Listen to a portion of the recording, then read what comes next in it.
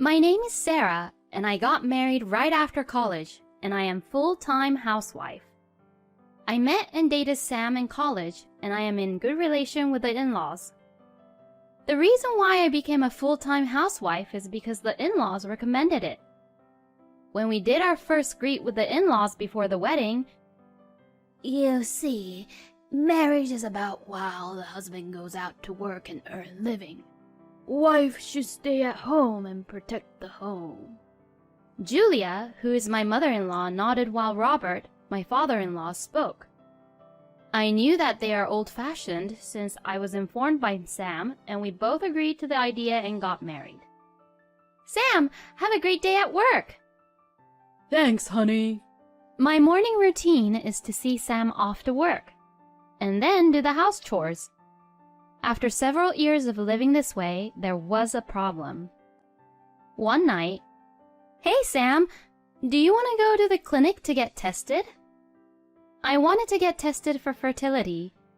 We have been married for several years now, and we weren't successful at getting pregnant. The in-laws, who were very nice to me, started to become cold. They would call every week saying, "Hi, Sarah. How are you doing? Any chance of seeing our grandson's face anytime soon?" just to check if we are even trying, which I hated. My husband knew about this, so he was happy to go and get tested.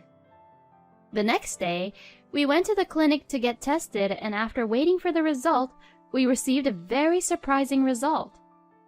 The result was that my husband was the one with infertility. My husband was very upset. "Sam, it's okay, don't be upset. I am okay with not having kids as long as I get to spend my life with you happily." I said that with a smile. Truthfully, I was picturing our future with kids in our life, but after seeing my saddened husband, I tried to forget it and put that idea in back of my mind. I am just going to enjoy my life with Sam, just the two of us. "Sarah, I am so sorry.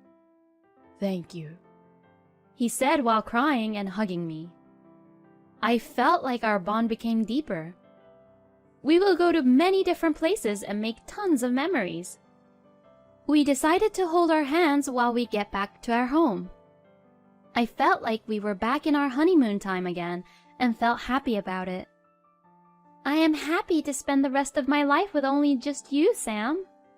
As I said, Sam looked a little bit surprised, but right away he responded, "Thanks, Sarah," as he said, and he held my hand firmly.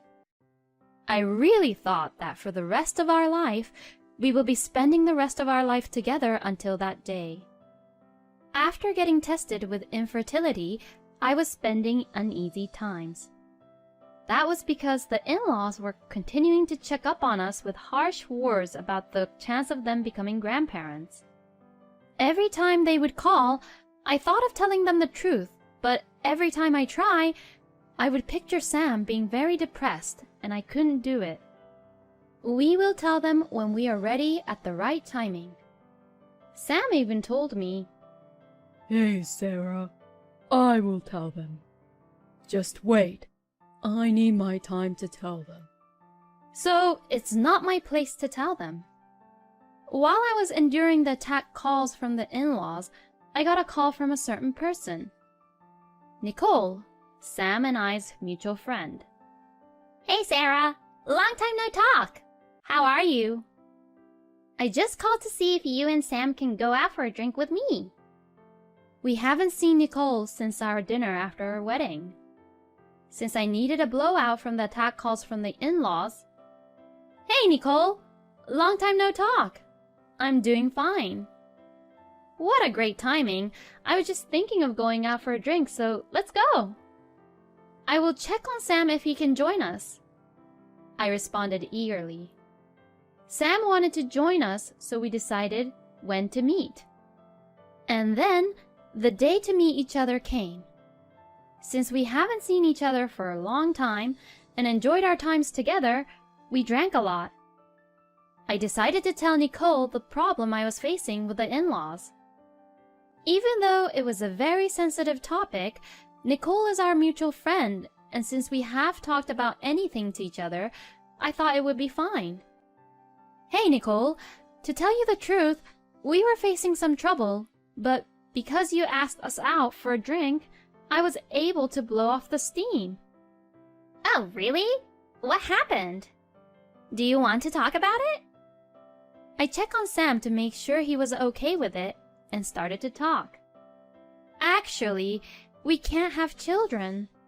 So, we decided to live happily with just the two of us, but the in-laws are... It's my fault, actually. There was a moment before Nicole spoke. Oh, I didn't know. Thank you for sharing this with me. I'm rooting for you two. Enjoy the times being together with just the two of you, and go travel many different places and make many memories. And go out for a drink with me sometimes. Her words lightened my heart. Sam looked happy too. I felt better and was happy that I told Nicole. After having few more drinks, we parted. After that day, Sam started to smile more, so I thought we were enjoying our times together. However, I found out that that was just me. Sam has been in a good mood lately, which should be good, but I felt weird about it. I should have checked in on him more properly to think about it now. One day, Sam came back home with Nicole. I thought that he bumped into her randomly and decided to invite her over. Hey, Nicole! Welcome! You came by my surprise. Would you like some tea? Nicole nor Sam did not answer. What's up, guys? And to that, Sam responded. Sarah, I am sorry. I want to be with Nicole, so can we divorce? Sarah, I am sorry. I am in love with Sam. Since this was such a surprise, I was blanked out. As I heard their story, it all happened after that night out for a drink.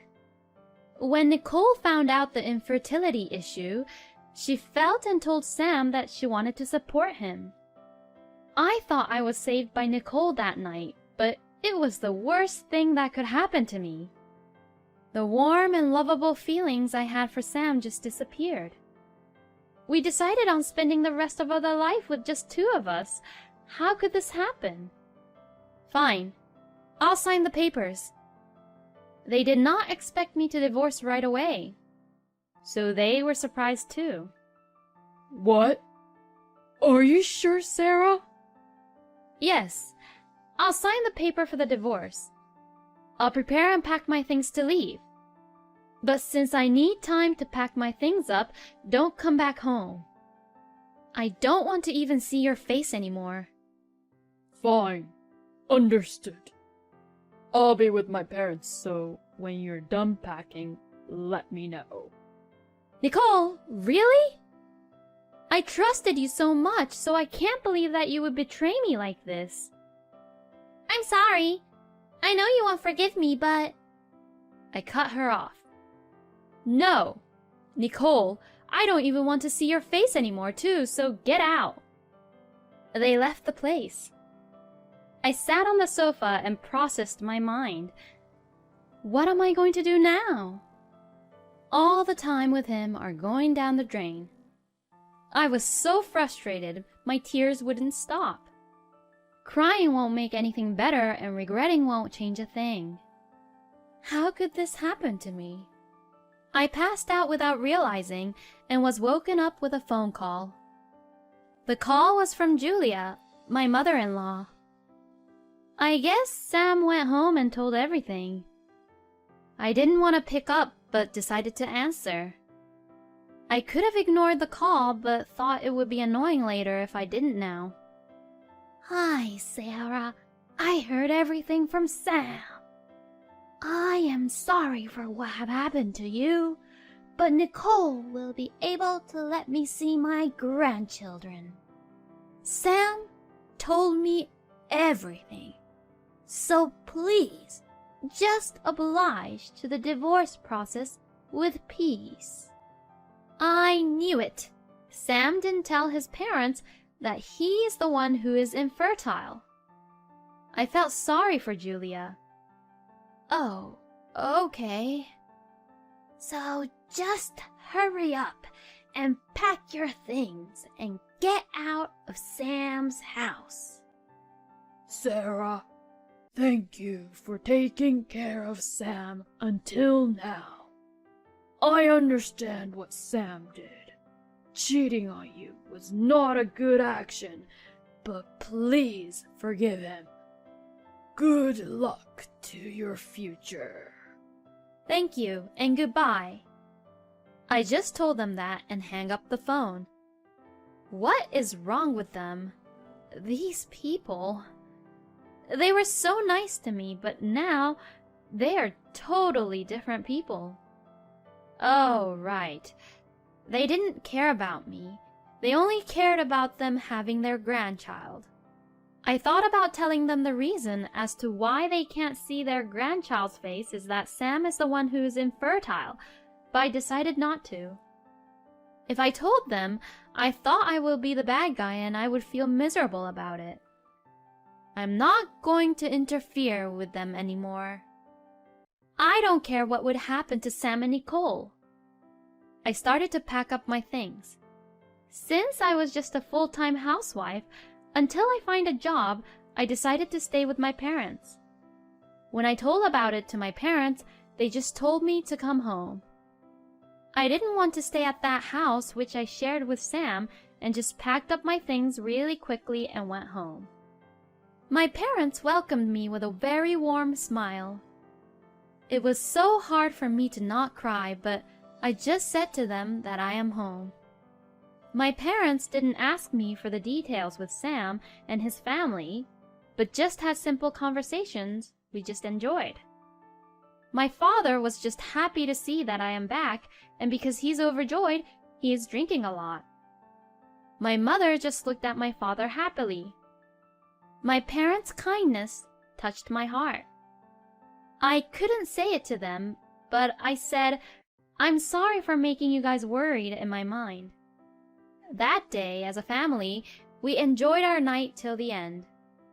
Soon after, the divorce was finalized.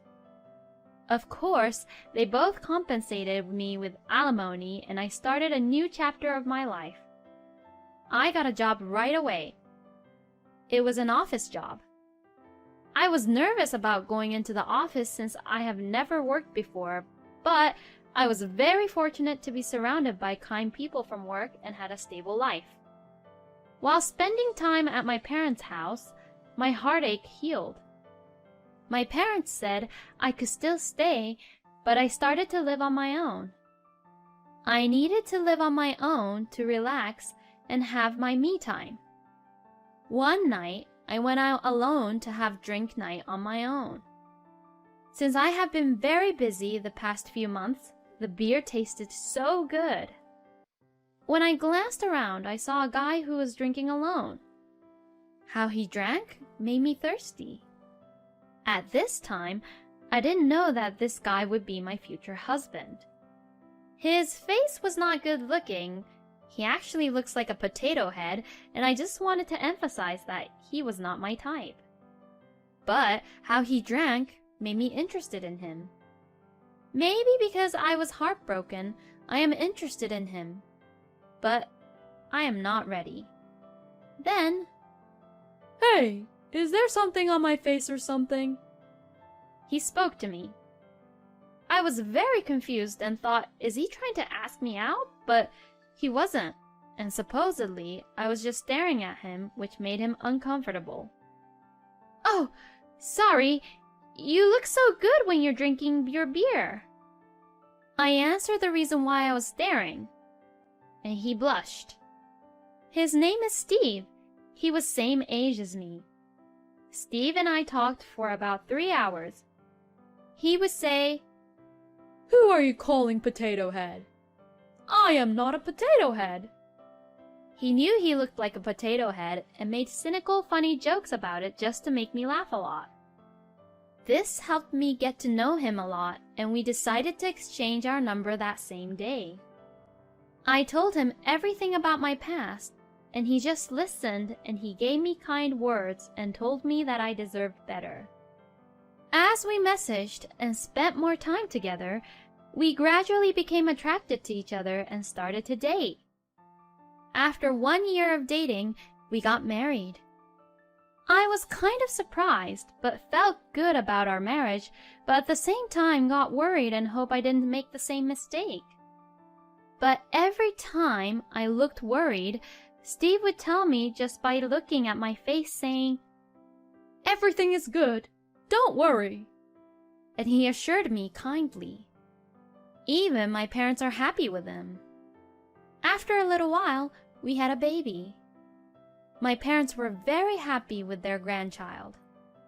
I gave up on having a child once, but then I was able to meet the right guy in the end. We were blessed with a child, and I was very happy with my life. From now on, we will be raising our baby together. One day, a year after having our child, all three of us were going out. We bumped into Sam, Nicole, and Sam's parents. At first, I pretended I did not notice them and walk away, but we were too close to do that. "Oh, hello." Sam, Nicole, and Sam's parents just looked at me in shock. "Wait, what?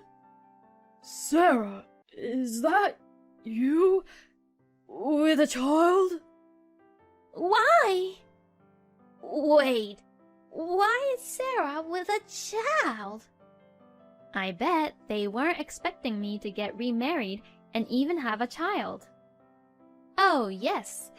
Hey, this is my husband and my child." They were all in shock.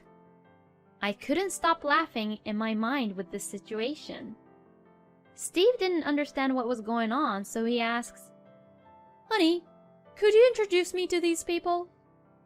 So I told him, Darling, I previously mentioned about Sam and Nicole, and they are Robert and Julia. Steve caught up with me with the situation. "Oh, that's Sam. I see." He grinned. "Yes, we are on the same page about this topic too." Wait, why?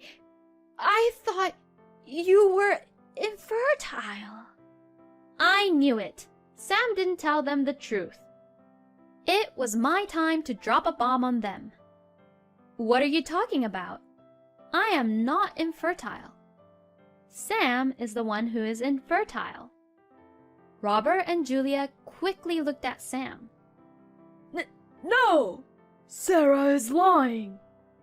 "What are you talking about, Sam? We got tested together." "Wait, you still haven't told them the results?"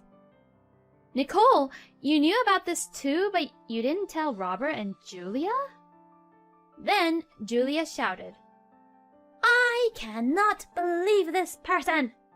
How could you say Sam is infertile? You liar. Nicole is pregnant with Sam's child. "No way! Nicole, wait, what? Whose child is it?" Sarah, shut up! Don't say such a thing! By the looks of how Nicole reacted, I understood the infidelity of their relationship. Robert, Julia, Sam, and Nicole, they were all turning pale in shock. Sarah, let's get going now. I hope you guys will have a great day. Excuse us." Steve grabbed my hand and quickly walked away. The four of them was just standing there, which was just awkward. Later, from a mutual friend, we heard that Sam and Nicole had the biggest fight. I was right. Nicole was cheating on Sam. And Nicole was not pregnant with Sam's baby. Since Robert and Julia didn't know that their son was the one who's infertile, they started attacking Nicole with having a baby, and Nicole couldn't take any more pressure and attacks from them, so she decided to get pregnant, but not with Sam. Now, Robert and Julia is accusing of the infidelity, and they tell her, We are going to get compensation from you, and if it is a son, we are taking him away from you. Since Nicole knew that Sam has been cheating on her and asked detectives to get photos of it, she is now getting back to them with photos to get compensation, causing a never-ending war. And now, Robert and Julia is calling me saying, Because of you, everything is messed up. So you should be responsible of it and get a divorce and bring that child with and remarry Sam. So I told them, the number you're dialing is either not in use or is not powered on. Stop talking gibberish and have a nice day. And hanged up the phone. Since Julia's number was new, I blocked that one too. Right now, I don't know what happened to that family, and I don't want to know. All I know is that thank God I got a divorce from Sam. To think about it, I thought I felt bad for Nicole for a bit, but then we're not even friends anymore. I just felt bad for the baby inside Nicole's body, but knowing Nicole's character, being tough and making things work, her DNA will make it somehow too. I'll stop thinking about them now and focus on my happiness now. I now have a family precious to me. Using that foolish family and friends as a bad example, I promised myself that I would take good care of my precious family.